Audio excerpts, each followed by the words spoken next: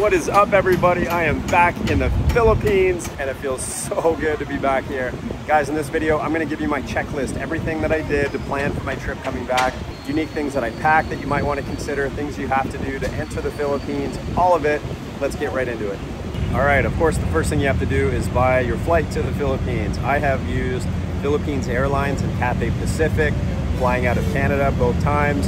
Both were great. The flight cost me around 1,000 US. And keep in mind, guys, you have to have a return ticket or an onward ticket in order to enter the Philippines. In fact, they asked for it when I checked in for my flight. So if you're not sure when you're returning or where you're going from the Philippines, you can always buy a throwaway ticket. That's what I always do. I use onwardticket.com. It is basically a 48-hour ticket. It's about $16. You can extend that to, I think, 7 days for a little more money, but it has worked great for me, so that's definitely something to consider. Link in the description for that. All right, and obviously you need your passport. Make sure it has at least 6 months left before it expires. You won't be able to enter if it's anything less than 6 months. All right, a couple more things. Before you enter the Philippines, within 72 hours, you have to register at etravel.gov.ph. and you fill some stuff out. It doesn't take long at all. You'll get a QR code. I had to show mine at the airport before I took off, so make sure you get that done before you head out.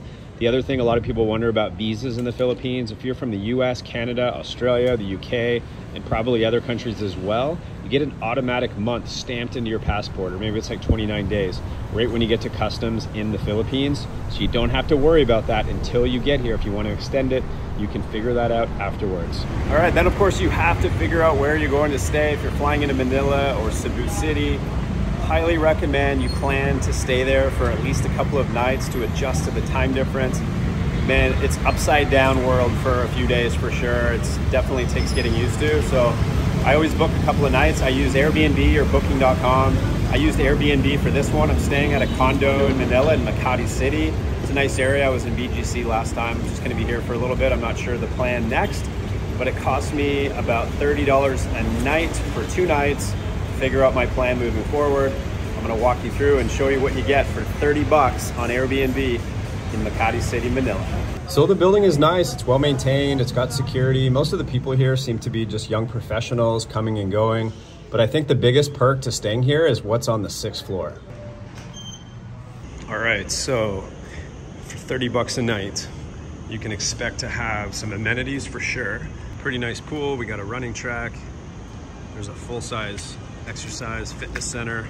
The pool is free, but the exercise room, I believe, is 100 pesos per use. That's about $2, so not too bad. I'm just gonna take a quick peek, register first. I'm just gonna take a quick look. All right, so yeah, just confirmed it's 100 pesos. And then upstairs, you got the full access to free weights. It's pretty nice. I stayed at a place in IT Park. It did not have this. Pretty awesome. Man, that is a full-size gym for $2 per day. If you stay here longer term, it's 500 pesos or $10 per month. All right, guys, here we go. Real quick tour. This is a tiny, tiny little studio.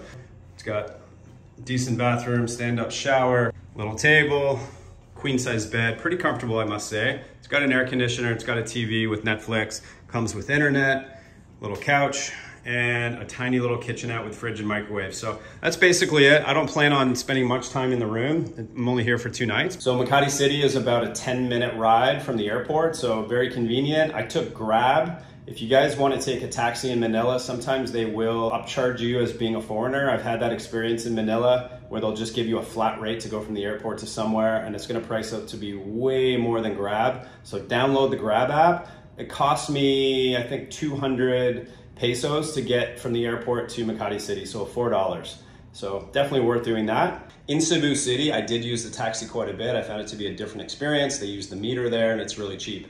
But in Manila, if you're gonna stay here, Grab app for sure. All right, guys, I'm gonna wrap this video up walking you through some important things to consider when you're packing up for your trip to the Philippines. As far as clothing goes, cotton is the worst. Get a synthetic material, a quick dry, antibacterial. It does not absorb your sweat. You're gonna avoid having to do laundry all the time. You can rewear this stuff. You can air dry it. You can wash it in the sink and dry it overnight. It's super convenient, super lightweight. Same with the shorts. Something like this has pockets, lightweight, quick dry, stretchy, comfortable. And then as far as blocking out the sun when you're in the beach and swimming for a day, get a long sleeve SPF rated swim shirt.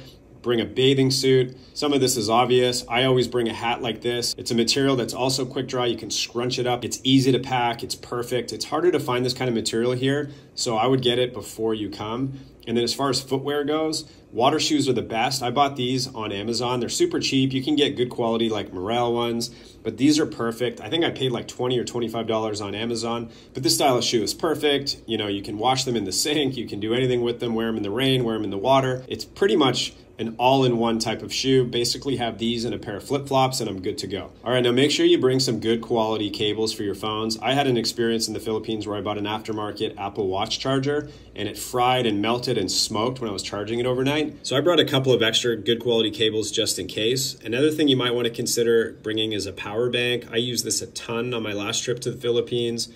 I also brought these Type-C adapters as a backup plan. Usually it's not an issue finding a regular outlet, but some of them have the Type-C style mixed in with the Type A or Type B, and I find the fitting to be a little bit loose. So I brought these just as a backup plan. Now, as far as sunblocks and lotions, I had a hard time finding good quality sunblock in the Philippines last time, so I brought a bunch of these travel size containers.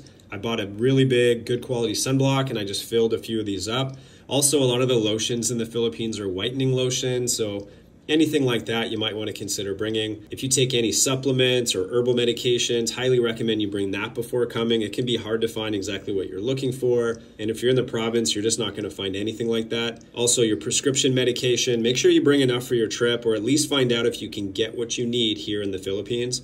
So this is kind of a little recommendation, but I bought these and they're great. It's a lightweight canvas with military style plastic buckle. These are great. You don't have to take them off when you're traveling through the airport. They're comfortable, they're lightweight, so something to consider. Also, I'm really into snorkeling. If you guys are into it at all, there are so many opportunities to snorkel in the Philippines.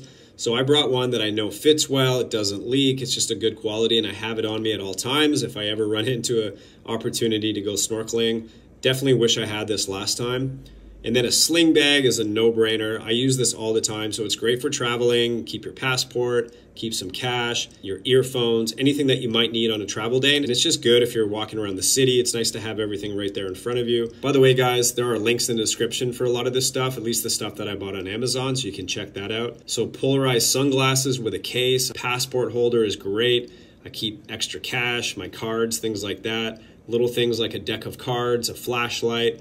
Now, if you're into fishing whatsoever, I bought this small, lightweight fishing kit. It is awesome. I just used it in Belize. It works great. It's only 50 bucks. Now, you can't bring like pliers and hooks and things like that unless you're checking your bags, but this travel fishing kit actually fits in my day bag.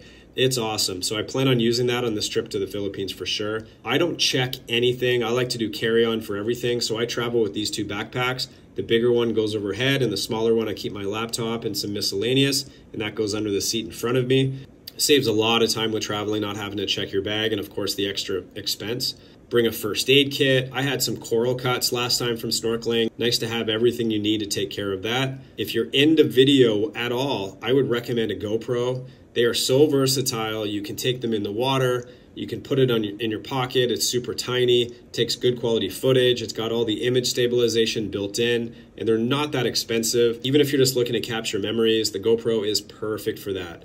And the last thing that I recommend, I bought this because I lost my wallet on my last trip, and it's just easy for things to fall out of your wallet. So I found this super lightweight vinyl wallet that has zippers on both sides, so you can put cards on one side and you can put cash and change on the other side. And then I bought this little cable with a clip so it can connect to my belt buckle, and then I don't have to worry about the wallet falling out like it did last time. Super cheap, super practical, highly recommend that. All right, the only thing that I forgot to mention that you might want to consider is getting a local SIM card when you arrive in the Philippines. They do have a booth set up at the airport after you exit the baggage claim, where you can go to the Smart or the Globe network and you can get a SIM card. You can load it up with all your data, talk, text, everything like that, but you are going to pay a lot more at the airport. Keep that in mind. So if you can hold off and get to a mall or somewhere else, you're definitely going to save some money. If you already have have a local SIM card for the Philippines like I do, I found out on the 4th floor at the Manila airport, there's a place called Uncle John's. It's a little convenience store where you can buy load. At the booth downstairs, they were offering 30-day expiry, unlimited data for $30 US, or add talk and text to that for $40 US. I got unlimited, all of it. Instead of paying $40, I paid $12. So keep that in mind if you're at the Manila airport. Guys, I think that's it. If I can think of anything else, I'll make another video. I'm exhausted. Going to bed. Don't forget to subscribe. I'm out.